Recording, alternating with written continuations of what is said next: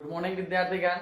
मैं राहुल कुमार, आप सभी का स्वागत है द प्लेटफॉर्म के इस ऑनलाइन क्लास में। साथ ही साथ मार्गदर्शन कोचिंग सेंटर और लक्ष्य कोचिंग सेंटर लौंद एवं बिजुलिया में ऑफलाइन क्लास प्रारंभ है। तो देर ना करते हैं और वीडियो प्रारंभ करते हैं। आप सभी से निवेदन है कि वीडियो को पूरा देखें। आज हम पढ़ाने जा रहे हैं आप सभी को वर्ग दशम के छात्र एवं छात्राओं के लिए हिंद चीन में राष्ट्रवादी आंदोलन लेसन 3 है। तो ध्यान सुनिएगा, लेसन 1 और 2 की चर्चा हम पहले ही कर चुके हैं। छोटा सा लेसन है लेकिन ध्यान सुनिएगा। इसके बाद पढ़ेंगे भारत में राष्ट्रवाद, तो थोड़ा सा ज्यादा इंपॉर्टेंट होता है लेकिन इससे भी कुछ प्रश्न पूछे जाते हैं, तो देखते हैं। देखिए, हिंद चीन, आप कलम कॉपी अपने साथ रखिए, समझिएगा। हिंद चीन में राष्ट्रवादी आंदोलन, सबसे पहले जानेंगे हिंद चीन कहा किसे कहा है और क्यों कहा गया है। ये दो चीजों की चर्चा करेंगे। सबसे पहले हिंद चीन में 3 देश आते हैं। कितने देश आते हैं विद्यार्थीगण? 3 देश। एक आता है वियतनाम, दूसरा कंबोडिया और तीसरा लाओस। वर्तमान समय का देश है वियतनाम, कंबोडिया एवं लाओस। ये 3 देश को अभी वर्तमान में हिंद चीन कहा गया है। क्या कहा गया विद्यार्थीगण? हिंद चीन कहा गया है। अभी वर्तमान समय में हिंद चीन का मतलब होता है माफी चाहता हूं 3200 वर्ग किलोमीटर के उस क्षेत्र को जहां पर वियतनाम, कंबोडिया और लाओस देश शामिल हैं। अब इसे हिंद चीन क्यों कहा गया है? तो जान गए कि भाई अभी वर्तमान में 3200 वर्ग किलोमीटर फैले उस क्षेत्र को जहां वियतनाम, लाओस और कंबोडिया देश शामिल है, उसे हिंद चीन कहा गया है। ओके, अब इसको हिंद चीन नाम क्यों रखा गया है? देखिए, तो हिंद चीन इसलिए कहा गया है क्योंकि वियतनाम, लाओस और कंबोडिया देश में कुछ दिनों तक भारतीय संस्कृति की प्रभाव रही, कुछ दिन चीन का संस्कृति का रहा। तो भारत और चीन दोनों की संस्कृति के प्रभाव के कारण इसे हिंद चीन का क्षेत्र माना गया। अब सवाल आता है कि आखिरकार यहाँ पर राष्ट्रवादी आंदोलन क्या हुआ। अभी आपका 2 नंबर के सवाल आया कि हिंद चीन क्षेत्र से आप क्या समझते हैं, ये तो हो गया। अब हिंद चीन क्षेत्र क्यों कहा गया, ये भी हो गया।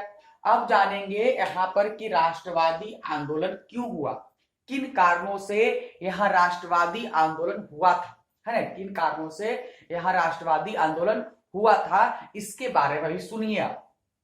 देखिए, हम बात करते हैं कि भारत पहले गुलाम किसका था? अंग्रेजों का गुलाम था।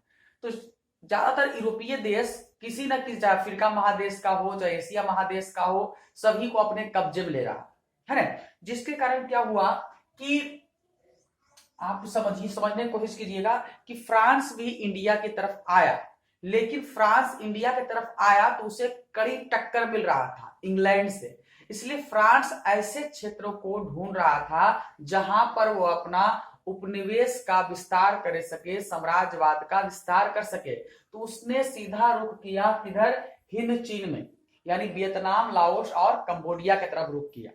और उसका आता है फ्रांस का हिंद चीन में जाने का उद्देश्य क्या था? उसका सबसे बड़ा उद्देश्य था कि इंग्लैंड को टक्कर दिया जाए, दूसरा था कि उससे अधिक से अधिक लाभ कमाया जाए, उसे उत्पादित वस्तुओं को बेचने के लिए एक बड़े बाजार की आवश्यकता थी जो कि उसे हिंद चीन में मिल रहा था। साथ ही साथ ईसाई धर्म का प्रचार भी था और फ्रांस जो यूरोप में जो कतूहल की भावना उत्पन्न हुआ था साम्राज्यवादी विस्तार का, उसे भी वो फ्रांस बढ़ाना चाहता था। तो ये प्रश्न पूछता है कि फ्रांस का क्या उद्देश्य था हिंद चीन में बसने का। एक चीज और सुनिएगा, ऑब्जेक्टिव पूछता है कि हिंद चीन में जो बसे हुए फ्रांसीसी थे उसे क्या कहा गया? तो उसे क्लोन कहा गया। क्या कहा गया विद्यार्थीगण? क्लोन कहा गया। जब फ्रांसीसी वहां पर गए तो वहां पर अत्याचार भी हुआ, वो शोषण भी करना शुरू किए, क्योंकि उनका मकसद शासन व्यवस्था चलाना नहीं था, अधिक से अधिक उत्पादन करना और अपने वस्तुओं को ऊंचे कीमत पर वहां बेचना था। इसलिए वहां वो लगातार जिस प्रकार से हम पर अंग्रेज अत्याचार कर रहे थे उसी प्रकार से वहां भी अत्याचार हो रहा था। और धीरे धीरे लोग धीरे धीरे, बताइए आप पर 2 साल 4 साल 5 साल 10 साल क्रश किया जाए, उसके बाद तो आपके अंदर भी एक मानवता, एक इंसानियत, एक देश प्रेम होता है। इन्हीं कारणों से उसके अंदर एक देश प्रेम निकल कर आया। अंतन तो तब हो गया जब अमेरिका का भी हस्तक्षेप लाओस, वियतनाम और कंबोडिया पर हो गया। देखिए जीवन रेखा कहा गया, लाइफ लाइन कहा गया था लाओस, वियतनाम और कंबोडिया के जो जोड़ने वाला सड़क मार्ग था जिसे हो ची मिन मार्ग कहा गया। क्या कहा गया? वियतनाम, लाओस और कंबोडिया को जोड़ने वाला मार्ग कौन था? हो ची मिन, जहां पर इसे जीवन रेखा कहा गया। अगर इसे काट दिया जाए तो तीनों देशों का संपर्क टूट सकता था। इसलिए इस मार्ग पर जो देश कब्जा कर लिया, समझ लीजिए कि लाओस, वियतनाम, कंबोडिया उसका हो गया, है ना। तो अमेरिका ने सीधा बमबारी किया यहां हो ची मिन मार्ग पर। आता है हो ची मिन मार्ग क्या? ध्यान सुनिएगा। सीधा अमेरिका ने कहा आक्रमण किया विद्यार्थीगण? हो ची मिन मार्ग पर। और हो ची मिन मार्ग पर जब आक्रमण किया, इतनी बमबारी किया, कहा जाता है कि जितना प्रथम वर्ल्ड वार में हुआ था उतना अकेले इस पर किया। लेकिन वियतनाम वासियों के अंदर एक अलग प्रकार का देश प्रेम उबल रहा था और वो जितना भी बार भी आक्रमण होता उसका बार बार यह मरम्मत कर लेता कि भाई इसको बचा लेता, कि इसको टूटने नहीं देता इस मार्ग को। इसे गुस्सा होकर अमेरिका ने 2 प्रकार के हथियारों का इस्तेमाल किया। एक रासायनिक हथियार था और एक था एजेंट ऑरेंज। कितने प्रकार के? रासायनिक, एक रासायनिक हथियार इस्तेमाल किए और एक था एजेंट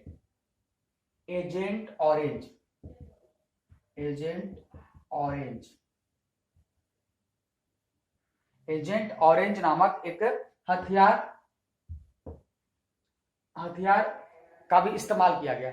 अब आप जानिए कि ये रासायनिक हथियार क्या था और एजेंट ऑरेंज हथियार जो था वह क्या था। देखिए रासायनिक हथियार का इस्तेमाल वो जंगलों को जलाने किया, है ना। दोनों का इस्तेमाल जंगलों को विनाश करने के लिए, बस्ती बसाने के लिए क्या था। इसे बोला गया है कि इसका ऑर्गेनिक कंपाउंड को, जो अग्नि बमों को गैसोलीन के साथ, है ना, गैसोलीन के साथ मिश्रण करके इसे तैयार किया जाता था।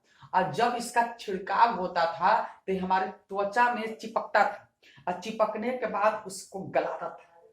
और इसका इफेक्ट आज भी वियतनाम में जन्मजात विकलांगता, अपंगता आप देख सकते हैं। एजेंट ऑरेंज क्या था? तो एजेंट ऑरेंज का भी जन्म अमेरिका ने ही किया था, अमेरिका ने ही इसका प्रयोग किया था और वो भी वियतनाम पर। यह भी एक केमिकल था और इसका एजेंट ऑरेंज नाम इसलिए पड़ा था क्योंकि ये ऑरेंज पट्टी वाले ड्रमों में रखा था। कहाँ रखा था? ऑरेंज पट्टी वाले ड्रमों में रखे जाने के कारण इसका नाम क्या पड़ा विद्यार्थीगण? एजेंट ऑरेंज पड़ा। क्या पड़ा? Agent orange. तो रासायनिक हथियार और एजेंट ऑरेंज के बारे में आप समझे। एक और चीज समझ चाहते हैं आप लोग को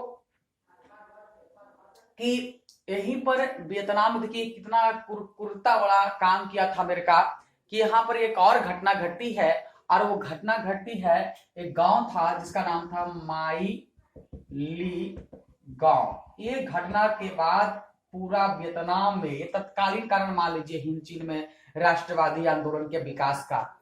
इसके बाद तो बस वियतनाम से अमेरिका तो भागा ही भागा और फ्रांस का भी नींव उखड़ना प्रारंभ हो गया हिंद चीन से। तो ध्यान रखिए माई ली गांव घटना क्या थी, आप कितने पॉइंट समझे? हिंद चीन क्या है, हो ची मिन मार्ग क्या है, अमेरिका कैसे प्रवेश हुआ, फ्रांस का प्रवेश करने का क्या उद्देश्य था, रासायनिक हथियार क्या था, एजेंट ऑरेंज क्या था। अब हम पढ़ रहे हैं माइली गांव की घटना के बारे में। ये माइली गांव की जो घटना थी, सुनिएगा।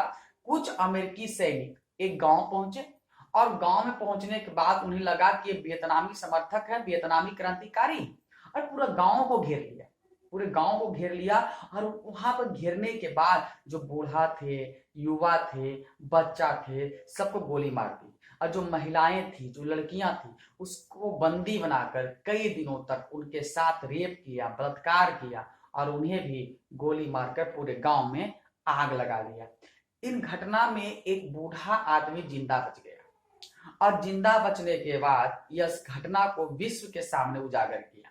और जब विश्व के सामने यह घटना आया तो अमेरिका को विश्व स्तर पर काफी बदनामियों का सामना करना पड़ा, जिसके बाद वहां के तत्कालीन प्रधानमंत्री अमेरिका के निक्सन जो थे, उन्हें अमेरिका की जो सेना थी उसे आपस में बुलाना पड़ा। अर्थात हम बोल सकते हैं अमेरिका को हिंद चीन छोड़कर जाना पड़ा। और यहीं से राष्ट्रीयता का विकास होना जो था वो प्रारंभ हो गया। आप इसको समझ सकते हैं, समझिए, हम समझाने का प्रयास कर रहे हैं। बोलता है कि हिंद चीन में फ्रांसीसी उपनिवेशवाद और अमेरिकी अत्याचार के बाद धीरे धीरे हिंद चीन के अंदर राष्ट्रवादी भावना का भी विकास हो रहा था। सबसे पहले कई संगठन, 1903 में एक संगठन बनी, फान बो चाउ ने दुई तान होई नामक संगठन की स्थापना की। फिर उसके बाद इन्होंने वियतनाम को जानने के लिए, वियतनाम के लोगों में उत्साह भरने के लिए the history of the loss of Vietnam नामक पुस्तक की रचना की, जो कि वियतनामियों के लिए प्रेरणा स्रोत रहा, हिंद चीनियों के लिए प्रेरणा स्रोत रहा। 1905 का भी प्रभाव पड़ा हिंद चीन में, 1905 का भी प्रभाव पड़ा, क्योंकि रूस जापान से, छोटे से देश से हार जाता है, तो इनको भी लगता है कि हम भी छोटा नहीं है और हम लोग भी अगर एकजुटता के साथ फ्रांस और अमेरिका का सामना करें तो हम लोग भी आजादी मिल सकता है। इसके लिए वियतनामी राष्ट्रीय दल की स्थापना हुई 1914 में। उसके बाद क्रांति की लहर जगह जगह हुई और वियतनाम में इस प्रकार से राष्ट्रीयता की भावना का विकास हुआ। वियतनाम या हिंद चीन में बोल सकते हैं कि जब तक आपका घर का भेदी लंका डाले, जब तक कोई घर का कोई ऐसा लोग नहीं होता है, तो वहां का राजा ही था जिसका नाम था बाओदाई। क्या नाम था? बाओदाई। लिख देते हैं, आता है बाओदाई कौन था? बाओदाई, है ना, ध्यान दीजिएगा। बाओदाई दिखाई दे रहा होगा आप लोग को। ये बाओदाई कौन था? ये बाओदाई नाम का राजा था। बड़ा ही डरपोक किस्म का इंसान था, बड़ा बेवकूफ था और वह फ्रांस की सहायता से ही बार बार गद्दी पर बैठता था। और जब भी जनेवा समझौता के बाद, यानी जनेवा जब समझौता हुआ जिसने वियतनाम को दो पार्ट कर दिया, जनेवा समझौता के बाद वो हमेशा फ्रांस में ही रहता था, कभी लंदन में रहता था। पुनः फ्रांस बार बार सैनिक शक्ति के सहायता से बादोई को वहां का राजा नियुक्त करता था, लेकिन क्रांतिकारी के बढ़ते विरोध के कारण उसे पुनः फ्रांस जाना पड़ता था। तो डरपोक किस्म का इंसान था कौन? बादोई। तो हम कितने पॉइंट के समझे विद्यार्थीगण? हिंद चीन के बारे में समझे, हो ची मिन के बारे में समझे, बादोई के बारे में समझे, फ्रांसीसी उपनिवेशवाद का क्या उद्देश्य था ये समझे, रासायनिक हथियार समझे, एजेंट ऑरेंज समझे, माइलीला की घटना समझे, है ना, और हिंद चीन में राष्ट्रवादी विस्तार के बारे में भी हम पढ़े कि किस प्रकार से रूस का प्रभाव पड़ा, किस प्रकार से फाउन बो चाओ थे, अनामी दल, वियतनाम दल का स्थापना हुआ, फिर किस प्रकार से माइलीला घटना का भी एक प्रभाव पड़ा पूरा हिंद चीन में, जिससे वहां पर क्रांतिकारी लहर दौड़ा। तो एक छोटा सा लेसन उम्मीद करते हैं कि आपको बहुत बढ़िया समझ में आया होगा। नहीं समझे हैं तो फिर हमें बताएं कमेंट करके, हम आपको सॉल्यूशन करने का पूरा प्रयास करेंगे। कुछ इसका ऑब्जेक्टिव है जिसे हम आपको चर्चा करेंगे, यानी समझाएंगे। देखिए हिंद चीन में कौन कौन देश आते हैं? पहला है तो वियतनाम, लाओस, कंबोडिया देश आते हैं। अंकोर वाट, देखिए पहले बताए थे कि हिंदी भारतीय राष्ट्रीयता का कंबोडिया में ही अंकोर वाट का मंदिर है, जिसका निर्माण राजा सूर्यवर्मा ने 12वीं शताब्दी में किए थे। फिर है हिंद चीन पहुंचने वाला प्रथम व्यापारी कौन थे? तो पुर्तगाली थे। हिंद चीन में बसने वाले फ्रांसीसी क्या कहे? क्लोन कहे गए। नरोत्तम सिहानू कहाँ रहते? तो कंबोडिया के थे। The history of the loss of Vietnam किसने लिखे? तो फान वोई चाउ ने लिखे। मार्च 1946 में फ्रांस में वियतनाम के बीच होने वाला समझौता हरनोई समझौता के नाम से जाना जाता है। किस प्रसिद्ध दार्शनिक ने एक अदालत लगाकर अमेरिका को वियतनाम युद्ध के लिए दोषी करार दिया? तो थे रसेल। हिंद चीन क्षेत्र में अंतिम युद्ध के समाप्ति के समय अमेरिकी राष्ट्रपति कौन थे? निक्सन। हुआ आंदोलन जो कि एक उग्र विचार था, एक क्रांतिकारी विचार था, ये धार्मिक एवं प्रकृति विचार के थे, इसे बाद में इसे कुचल दिया गया था, है ना। तो ये था आपका हो ची मिन का दूसरा नाम था न्यूगन आई फोक, और दियन बियन फू के युद्ध में फ्रांस जो था बुरी तरह से हार गया। उम्मीद करते हैं वीडियो आपको अच्छा लगा होगा। हम फिर से मिलते हैं आपको अगले क्लास में। भारत के राष्ट्रवाद। अभी के लिए धन्यवाद, शुक्रिया, साथ रहें, साथ बने रहें।